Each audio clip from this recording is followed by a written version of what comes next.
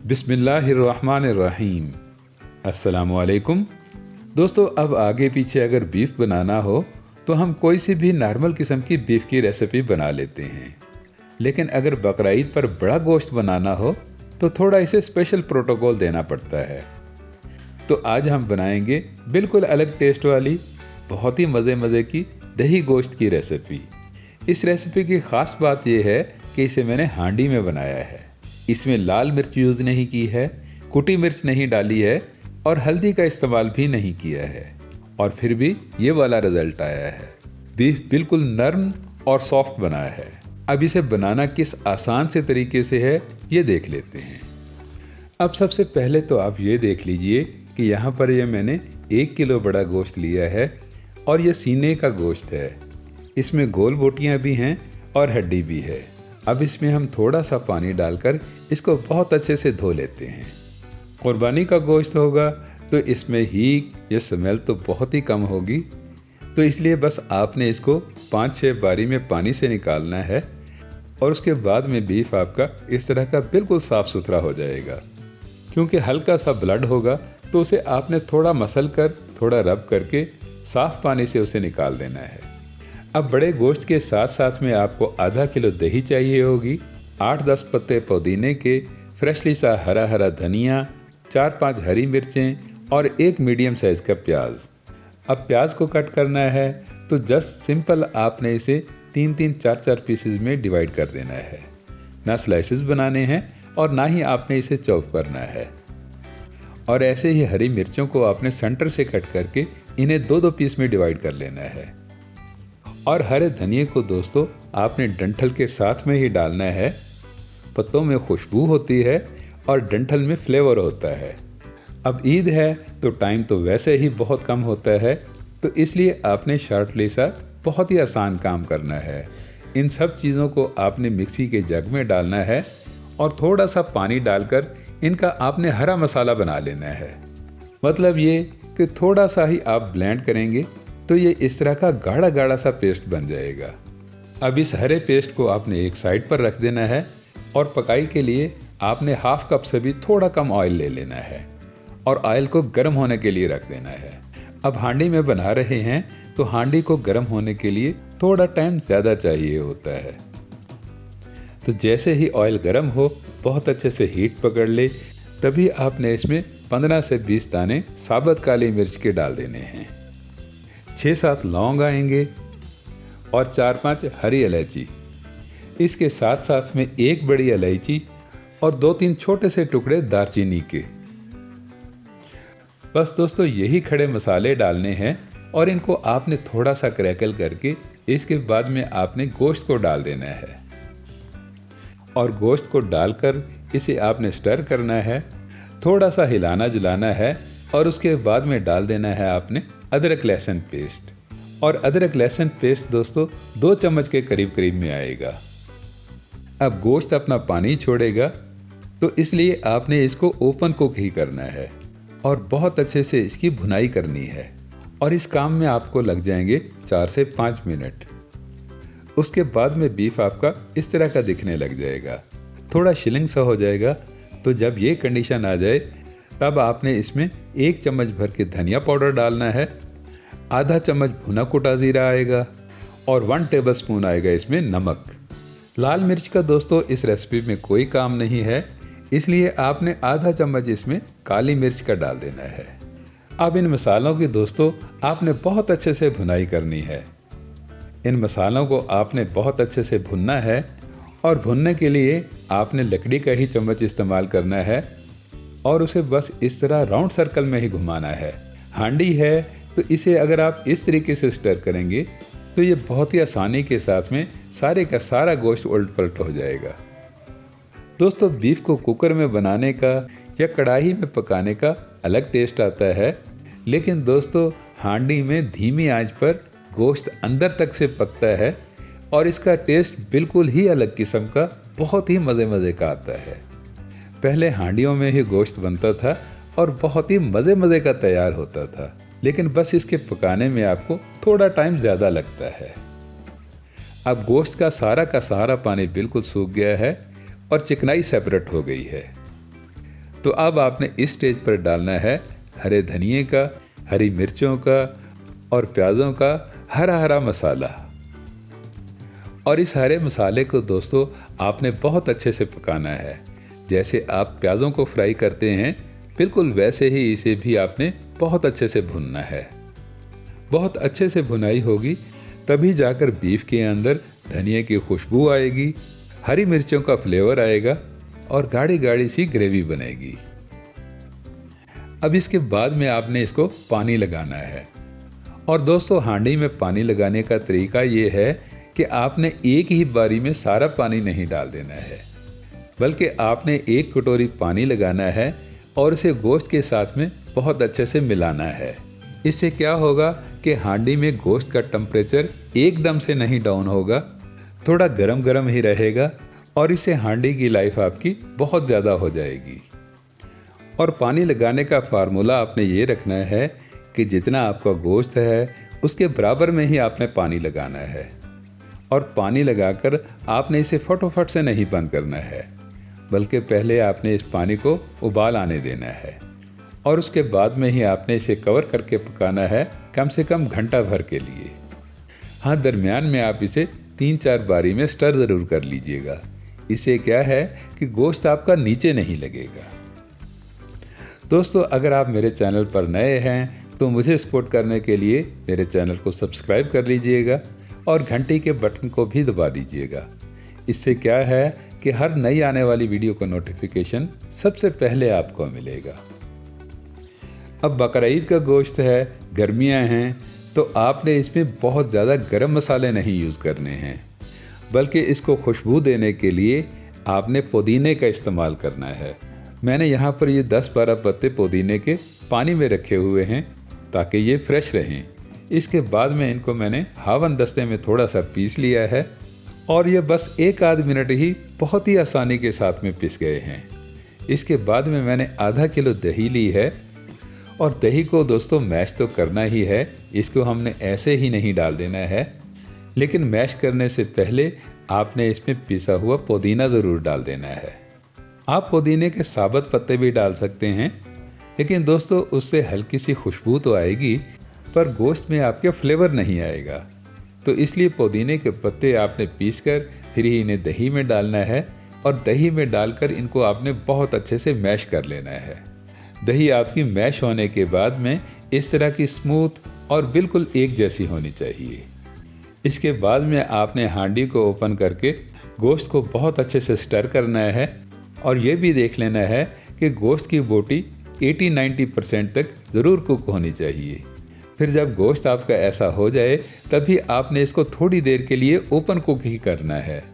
Open cook करने से इसका एक्स्ट्रा पानी सूख जाएगा और नीचे गाढ़ी गाढ़ी सी ग्रेवी ही रह जाएगी। तो अब आपने इस स्टेज पर डाल देनी है दही।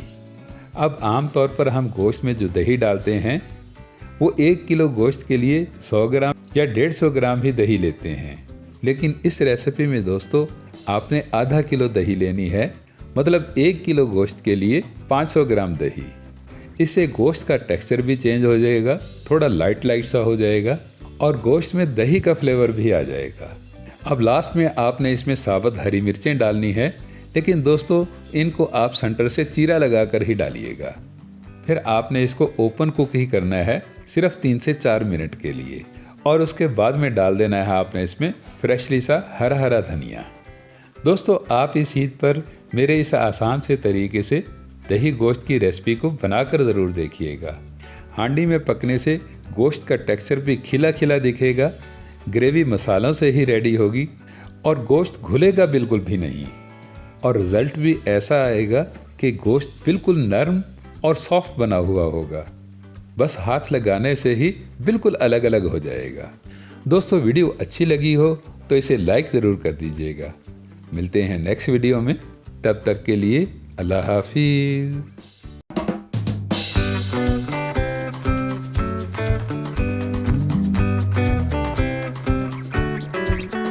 बिस्मिल्लाहिर्रहमानिर्रहीम। अस्सलामुअलैकुम। दोस्तों अब आगे पीछे जब हम बीफ कौरमा की रेसिपी बनाते हैं तो बीफ अलग से गलाते हैं और मसाले भी पहले ड्राई रोस्ट करते हैं, फिर ही इनकी पिसाई करते हैं और बीफ कौरमा बनाने में लग जाता है हमारा आधा दिन। लेकिन आज बनाएंगे बीफ कौरमा बिल्कुल आसान और सिंपल से तरीके से, जिसमें ये सारे झंझट बिल्कुल भी नहीं होंगे और रिज़ल्ट भी ऐसा परफेक्ट आएगा, बहुत ही मज़े मज़े का और लाजवाब बीफ कौरमा बनेगा। तो चलिए फिर शुरू करते हैं। अब सबसे पहले तो ये देखिए कि यहाँ पर ये मैंने 3 पाव के करीब करीब में गोश्त लिया है और ये नॉर्मल गोश्त है, हड्डी भी है इसमें और गोल गोल बोटियाँ भी हैं। अब अगर आपके पास बोनलेस गोश्त हो, बिना हड्डी वाला गोश्त हो तो वो भी चलेगा, लेकिन दोस्तों इसको हमने धोना ज़रूर है और धोने के लिए काफ़ी सारा पानी डालकर इसको 5-7 मिनट के लिए पानी में डिप करके रखना है और उसके बाद में बहुत अच्छे से धोकर इसकी हमने मैरिनेशन करनी है। और मैरिनेशन करने के लिए सबसे पहले 2 चम्मच इसमें अदरक लहसुन पेस्ट आएगा, फिर डालनी है इसमें आधा कप के करीब करीब में दही और दही के बाद 1 टेबलस्पून नमक लेंगे और नमक के साथ में ही आएगी हल्दी और हल्दी लेंगे हम 1 टीस्पून। अब इन सब चीज़ों को हम बीफ के साथ में मिला लेंगे, बहुत अच्छे से मिक्स कर लेंगे। नमक दोस्तों पूरी रेसिपी का हम यहीं पर ही ले रहे हैं, आगे चलकर हमने इसमें नमक वगैरह बिल्कुल भी शामिल नहीं करना है। बस सिंपल सी मैरिनेशन है, तो इस तरह से आसान से तरीके से मैरिनेट करके गोश्त को आपने रेस्ट देना है कम से कम आधे घंटे के लिए। अब कौरमा बना रहे हैं तो इसके लिए प्याज तो आएंगे ही, तो आपने 250 ग्राम के लगभग में 2 या 3 प्याज ले लेने हैं और इसको सेंटर से कट करके आपने इसके बिल्कुल बारीक बारीक से पतले पतले से स्लाइसेस बना लेने हैं। पतले पतले से स्लाइसेस बनाने का फ़ायदा ये होगा दोस्तों कि इन प्याज़ों को हमने फ्राई करना है, तो फ्राई करने के दौरान में इनकी कलियां जो हैं ये अपने आप से अलग हो जाएंगी और प्याज फ्राई होने में बहुत कम टाइम लगेगा। लेकिन फिर भी आपने कट करने के बाद प्याज़ों को ऐसे थोड़ा थोड़ा सा मसल लेना है, इससे भी प्याज बिल्कुल अलग अलग हो जाते हैं। चलिए अब प्याज कट करने के बाद हम मसाला बनाते हैं और मसाला हमने बनाना है बिल्कुल आसान से तरीके से। चीज़ें वही लेनी हैं लेकिन इनकी आपने तरतीब थोड़ी सी बदल लेनी है। खुशबू के लिए 4-5 सब्ज़ इलायची लेनी है और ये है जायफल। इसका छिलका उतार कर इसकी हमने गुठली डालनी है और गुठली को दोस्तों आपने पहले से ही तोड़कर आधा कर लेना है और 3 पाव कौरमे के लिए ये आधी जायफल ही काफ़ी रहेगी। जावित्री के फूल की पत्तियाँ आएंगी, ये भी आप 2-4 ले लीजिएगा और बड़ी इलायची को दोस्तों कूटकर मैंने नरम कर लिया है। अब ये मिक्सी की डब्बी में बिल्कुल आराम से पिस जाएगी। और ये 12 से 15 बादाम लिए हैं मैंने। काजू हों तो भले आप काजू शामिल कर लीजिएगा। इसके बाद में इन सब चीज़ों को मिक्सी की डब्बी में डालकर इसमें 3 से 4 चम्मच डालेंगे हम नारियल बुरादा। और दोस्तों नारियल बुरादा ही वो चीज़ है जो आपके बीफ कौरमे को दानेदार बनाता है। अब ये सब चीज़ें पीसने के बाद दोस्तों इस तरह की हो जाएंगी, दरदरी दरदरी सी और थोड़ी मोटी मोटी सी, और ऐसी ही हमें चाहिए होंगी बीफ कौरमे के लिए। तो चलिए फिर अब फटोफट से कौरमा बनाने की तैयारी करते हैं।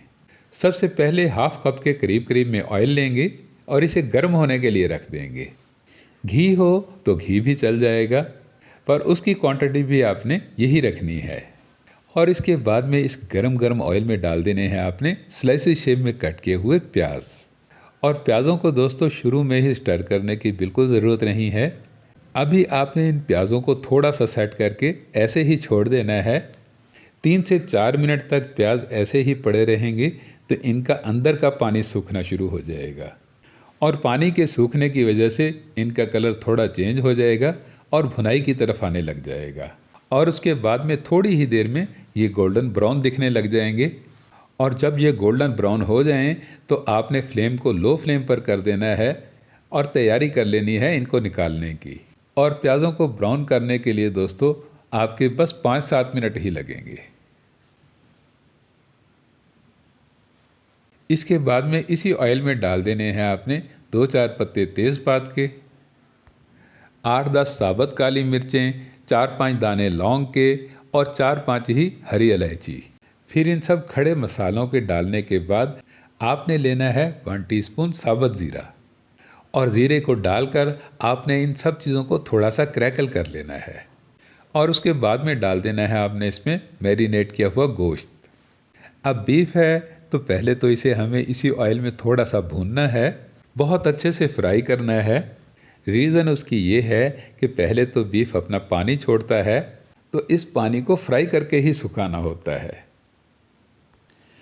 अब अच्छी भुनाई की वजह से देखिए पानी सारे का सारा सूख गया है और चिकनाई सेपरेट होने लग गई है। तो अब डाल देनी है आपने इसमें स्पाइसेस। 1 टेबलस्पून लाल मिर्च पाउडर लेना है और हाफ टेबल स्पून धनिया पाउडर शामिल करना है। अब पहले तो इन दोनों चीज़ों को आपने बहुत अच्छे से मिलाना है, बहुत अच्छे से मिक्स करना है। लेकिन टेक्सचर दोस्तों अभी भी फीका फीका सा लग रहा है, तो इसलिए यहाँ पर आपने 1 टीस्पून कश्मीरी लाल मिर्च डालनी है। ये दोस्तों हमने कौरमे को रेडिश कलर देने के लिए डालनी है। अगर आपके पास दोस्तों कश्मीरी मिर्च ना हो तो आप पेपरिका पाउडर भी डाल सकते हैं। और इसके बाद में डालना है आपने इसमें अपना होममेड तैयार किया हुआ खुशबू वाला मसाला। और खुशबू वाले मसालों के साथ में हमने बादामों की पिसाई की है और नारियल पाउडर डाला है। तो अब ये सारे का सारा मसाला जो है ये बीफ के साथ में बहुत अच्छे से लिपट गया है। तो अब लगाना है आपने इसमें पानी, और पानी दोस्तों आपने उतना ही लगाना है जितना आपने बीफ लिया है। ज़्यादा लगाना चाहें तो थोड़ा बहुत ज़्यादा कर लीजिएगा, लेकिन पानी कम से कम इतना ज़रूर होना चाहिए कि जिसमें गोश्त की बोटियाँ जो हैं वो बहुत अच्छे से डिप हो सकें। और बस अब और कुछ नहीं करना है, और बाकी का काम आपके कुकर ने करना है। कुकर को कवर करके आपने 12 से 15 मिनट के लिए इसे प्रेशर देना है, और टाइम आपने उस वक्त से शुरू करना है कि जब कुकर का वेट घूमने लग जाए।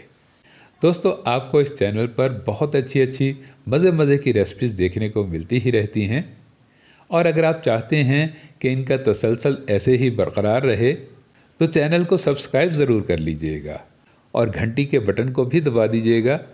इससे क्या है कि हर नई आने वाली वीडियोज़ का नोटिफिकेशन आपको सबसे पहले मिलेगा। अब 12-14 मिनट के बाद जब आप कुकर को ओपन करेंगे तो ये इस तरह का रिज़ल्ट आपको देखने को मिलेगा। कौरमे का शोरबा गाढ़ा गाढ़ा सा बन गया होगा, गोश्त भी बहुत अच्छे से गल चुका होगा। तो अब आपने डाल देना है इसमें ब्राउन किया हुआ प्याज। और प्याज को दोस्तों आप पहले थोड़ा सा मसल कर चूरा ज़रूर कर लीजिएगा। इससे प्याज थोड़ा छोटा छोटा सा हो जाएगा और कौरमे का टेक्सचर जो है ये दिखने में ही गुड लुकिंग हो जाएगा। इसके बाद में इसको एक अलग किस्म की खुशबू देने के लिए आपने इसमें क्योड़ा डालना है, और क्योड़े के दोस्तों आप 2-3 ड्रॉप्स ही पानी में मिलाकर डालिएगा, या फिर आपके पास क्योड़ा वाटर हो तो उसके आप 1 से 2 चम्मच ले लीजिएगा। अब प्याज़ों को कौरमे के साथ में मिलाने के लिए आपने इसे कवर कर देना है बस 1-2 मिनट के लिए, और प्रेशर व्रेशर दोस्तों कुछ नहीं देना है, जस्ट हमने तरी को ऊपर लेके आना है। तो उसके लिए आप फ्लेम को बिल्कुल लो फ्लेम पर कर दीजिएगा, और गैस को जितना कम से कम कर सकते हैं उतना ही कम कर दीजिएगा। और इस आसान से तरीके से दोस्तों आपकी तैयार हो जाएगी इजी बीफ कौरमा रेसिपी। इस रेसिपी में दोस्तों मैंने आपको एक ही बर्तन में एक ही वक्त में बिना मसाले ड्राई रोस्ट किए बहुत ही कम टाइम में बहुत आसान से तरीके से बीफ कौरमा बनाने का तरीका शेयर किया है। आपको ये तरीका कैसा लगा फीडबैक ज़रूर दीजिएगा। मिलते हैं नेक्स्ट वीडियो में, तब तक के लिए अल्लाह हाफिज़।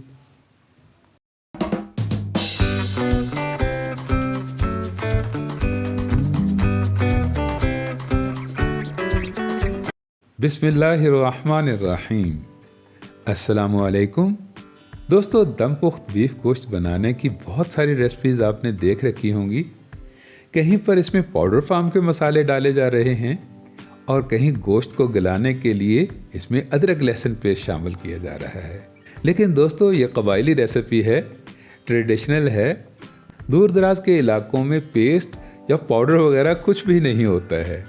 तो चलिए आज मैं आपको बताता हूँ कि दम पुख्त बीफ गोश्त सिंपल और सादा से तरीके से कैसे बनाया जाता है, रियल टेस्ट और फ्लेवर कैसे आता है, और ये वाला रिज़ल्ट कि गोश्त रुई की तरह से नरम और सॉफ्ट कैसे बनता है। तो चलिए फिर शुरू करते हैं। गोश्त आप किसी भी जगह का ले लें, लेकिन उसकी कटिंग जो है ये बहुत मैटर करती है। यहाँ पर ये मैंने 1 किलो 500 ग्राम गोश्त लिया है और इसमें से बगैर हड्डी वाले गोश्त के मैंने बड़े बड़े परचे बनवाए हैं। और ये नरम वाला गोश्त 700-800 ग्राम के लगभग तो है ही। और ऐसा नहीं है कि ये गोश्त मैंने बिना हड्डी के लिया है, हड्डी भी है इसमें, लेकिन हड्डी बिल्कुल सूखी नहीं है, बल्कि हड्डी के साथ में भी थोड़ा बहुत गोश्त ज़रूर है। और ऐसा इसलिए किया है कि हड्डी में से फ्लेवर आएगा, थोड़ी बहुत चिकनाई निकलेगी और इन सब चीज़ों को मिलाकर बनेगा बहुत ही मज़े का दम पुख्त नमकीन गोश्त। और इसके साथ साथ में मैंने पाव भर के करीब में चर्बी ली है। ये एनिमल फैट है और इस रेसिपी का ये ख़ास इंग्रेडिएंट है। चर्बी के मुतबादल के तौर पर आप घी ले सकते हैं, लेकिन घी में दोस्तों ये वाला फ्लेवर नहीं आएगा और ना ही ये वाली खुशबू आएगी। तो चलिए अब इसे पकाने की तैयारी करते हैं। और उसके लिए सबसे पहले हम गोश्त को और चर्बी को बहुत अच्छे से धो लेते हैं। और जब तक गोश्त वॉश होकर आता है तब तक मैं आपको बाकी की तैयारी दिखा देता हूँ। 3-4 मीडियम साइज़ के आलू लिए हैं मैंने, 3 टमाटर, 2 बड़े साइज़ के प्याज, 8-10 साबुत हरी मिर्चें, 2 गुट्ठी साबुत लहसुन और 2 गुट्ठी लहसुन के छिले हुए जोए, स्लाइसेस में कट किया हुआ अदरक और 2 लीमू। अब लीमू का तो हमने रस बना लेना है और टमाटरों का ये रूट वाला पार्ट अलग करके इनको बस ऐसे ही रख देना है। ना इनको कट करना है, ना इनके स्लाइसेस बनाने हैं और ना ही इनकी क्यूब शेप में कटिंग करनी है। और प्याज जो हैं इनको कट करने में टाइम बिल्कुल भी नहीं वेस्ट करना है, बल्कि इनको सेंटर में से कट करके बस इनके 2-2 पीस बना लेने हैं। और रह गए आलू, तो जो बड़े वाले आलू हैं इनको बस आप दरमियान में से 2 कर लीजिएगा और छोटे वाले आलूओं को ऐसे ही साबुत ही रख दीजिएगा। कटिंग चॉपिंग का दोस्तों इस रेसिपी में कोई काम नहीं है। बस जैसे ही गोश्त वॉश होकर आ जाए, अच्छे से धुल कर आ जाए, तो इसको आपने सिर्फ नमक लगाना है। आगे पीछे तो हम बहुत सारे मसाले डालकर दही शामिल करके गोश्त की मैरिनेशन करते हैं, उसको आधे पौने घंटे के लिए स्टे देते हैं। लेकिन दम पुख्त नमकीन गोश्त बनाने के लिए आपने सिर्फ गोश्त को नमक ही लगाना है और नमक को बिल्कुल ऐसे ही इसके साथ में लिपटाना है कि जैसे हम मैरिनेशन वाला मसाला गोश्त के साथ में चिपकाते हैं। और ध्यान रखिएगा दोस्तों, नमक को लगाकर आपने गोश्त को ऐसे ही नहीं छोड़ देना है, बल्कि फटोफट से तैयारी कर लेनी है इसको पकाने की। और चर्बी को आपने बिल्कुल भी नमक नहीं लगाना है, चर्बी सबसे पहले आएगी और ये चिकनाई का काम देगी। अब दम पुख्त नमकीन गोश्त की रेसिपी ट्रेडिशनल रेसिपी है, तो इसको सिंपल और सादा से तरीके से बनाने के लिए हम मिट्टी की हांडी इस्तेमाल करेंगे। और दोस्तों मिट्टी की हांडी को अगर आप डायरेक्टली ही गैस के चूल्हे पर रखेंगे तो हांडी के आपके क्रैक होने के चांसेस ज़्यादा हैं। तो उसके लिए करना आपने ये है कि इस स्टैंड से आपने काम लेना है। ये घर में जो पतीले वगैरह रखने के लिए स्टैंड होता है, उसी स्टैंड को आपने चूल्हे के ऊपर रख देना है। इससे हांडी के पींदे का और चूल्हे के बर्नर का फासला बढ़ जाएगा, जिससे गैस का फुल प्रेशर जो है ये हांडी को चटकने नहीं देगा। तो इसलिए आपने ये छोटी सी एहतियात ज़रूर कर लेनी है। अब हांडी को रखकर सबसे पहले आपने घी या ऑयल से इसको थोड़ा कोट कर लेना है। इसे जब हम चर्बी बेस में रखेंगे तो वो फ़ौरन से ही हांडी के साथ में चिपकेगी नहीं। और उसके बाद में आपने यहाँ पर सबसे पहले चर्बी को ही डालना है और इसको भी आपने ऐसे ही नहीं छोड़ देना है, बल्कि चर्बी को भी आपने सेट करके रखना है। और उसके बाद में बड़े बड़े कट किए हुए आएंगे आलू, और आलूओं को आपने चर्बी के ऊपर रखना है। और आलूओं को चर्बी के ऊपर इसलिए रखा जाता है कि जब चर्बी मेल्ट हो जाए, रोगन बन जाए इसका, तो गोश्त आपका नीचे ना लगे। और इसके बाद में आएगा बीफ, लेकिन बीफ का दोस्तों आपने हड्डी वाला गोश्त पहले डालना है। ये छोटी छोटी सी टेक्निक्स होती हैं, तो इनको बताने का मकसद ये होता है कि रेसिपी आपकी एंड तक सेफ रहे, बिल्कुल एक्यूरेट तैयार हो और आप इसे मुकम्मल एंजॉय कर सकें। चलिए अब लास्ट में बिना हड्डी वाला गोश्त भी डाल देते हैं। अब इस गोश्त को हमने घंटों पकाना है, तो इसलिए अब इसकी हमें फ़िक्र करने की बिल्कुल भी ज़रूरत नहीं है कि गोश्त नीचे लग जाएगा। इसके बाद में सेंटर से कट किए हुए प्याज आएंगे और इन प्याज़ों को आपने बस चारों कोनों पर लगा देना है। इससे गोश्त पककर साइडों पर नहीं जाएगा। इसके बाद में साबुत टमाटर आएंगे और इनको भी आप साइडों साइडों पर ही रख दीजिएगा। अब अदरक के स्लाइसेस तो आएंगे ही नरम नरम गोश्त के ऊपर, और लहसुन की साबुत गठियाँ जो हैं इनको कोई सी भी जगह दे दीजिएगा, लेकिन लहसुन के जौं को आपने नरम नरम गोश्त के ऊपर ही रखना है। लहसुन काफ़ी नरम होता है और ये सबसे पहले मेल्ट होगा, तो लहसुन का फ्लेवर जो है ये गोश्त के अंदर तक चला जाएगा। अब लाल मिर्चें, कुटी मिर्चें या कश्मीरी मिर्च ऐसा कुछ भी नहीं डालना है। आपने यहाँ पर बस हरी मिर्चों को ही डालना है। मैंने यहाँ पर 1.5 किलो गोश्त के लिए 8-10 साबुत हरी मिर्चें ली हैं। आप अपने टेस्ट के अकॉर्डिंग में कम या ज़्यादा जितनी चाहें उतनी ही डाल लीजिएगा। और उसके बाद में लास्ट में आपने नींबू का रस शामिल करना है। अब ये मैंने अपनी पसंद के लिए 8-10 साबुत काली मिर्चें और 7-8 दाने लौंग के शामिल किए हैं। दोस्तों ये बिल्कुल ऑप्शनल हैं, अगर आपको पसंद ना हो तो आप इसे स्किप कर दीजिएगा। अब नमक मैंने 1.5 चम्मच के करीब करीब में गोश्त के ऊपर लगाया था और आधा चम्मच नमक का यहाँ पर मैं और डाल रहा हूँ। इसमें गोश्त के अलावा आलू हैं, प्याज हैं, टमाटर हैं, तो उनको फ्लेवरफुल करने के लिए ये आधा चम्मच नमक काफ़ी रहेगा। चलिए अब सारे के सारे काम ही कंप्लीट हो गए, तो अब हम इसे कवर करने की तैयारी करते हैं। और कवर करने के लिए आपने आटा लगाना है और आटे को आपने रस्सी की तरह से बलकर हांडी के किनारों के ऊपर ऊपर लगाना है। जहाँ पर ढक्कन आएगा बिल्कुल वहीं पर ही। और आटा लगाने के बाद इसे आप थोड़ा सेट ज़रूर कर दीजिएगा ताकि ये लेवल में एक जैसा रहे। अब ढक्कन लगाकर आपने इसको बहुत अच्छे से सील कर देना है। आटे को ढक्कन के ऊपर बहुत अच्छे से लगा देना है। कोशिश करनी है कि स्टीम इसमें से बाहर ना निकले। अब शुरू में तो दोस्तों आपने फ्लेम को मीडियम टू लो फ्लेम पर रखना है, या हाई फ्लेम पर भी कर देंगे तो भी कोई मसला नहीं है। मिट्टी की हांडी है तो इसे गर्म होने में थोड़ा टाइम ज़्यादा लगता है। बस उसके बाद में आपने फ्लेम को बिल्कुल लो फ्लेम पर कर देना है। गैस को जितना कम से कम कर सकते हैं उतना ही कम कर दीजिएगा। और इस थोड़े से ही कम से कम गैस पर पकाना है, कम से कम 2.5 घंटों के लिए। और 10 से 12 मिनट के बाद आपने इसके ऊपर थोड़ा सा वज़न ज़रूर रख देना है, नहीं तो ढक्कन जितना भी वज़नी होगा प्रेशर की वजह से ऊपर को ज़रूर उठेगा। दोस्तों आपको इस चैनल पर बहुत ही मज़े की ट्रेडिशनल नई से नई रेसिपीज़ देखने को मिलती ही रहती हैं, और अगर आप चाहते हैं कि ऐसे ही ये तसलसल बरकरार रहे तो फिर मेरे इस चैनल को सब्सक्राइब ज़रूर कर लीजिएगा, और वीडियो अच्छी लगे तो इसे लाइक भी ज़रूर कीजिएगा। चलिए अब 2.5 घंटों के बाद इसे हम ओपन करते हैं। और ओपन करने के लिए आपने छुरी की मदद से सबसे पहले इस आटे को हटाना है। ये काफ़ी सारा पक भी गया होगा और हार्ड भी हो गया होगा।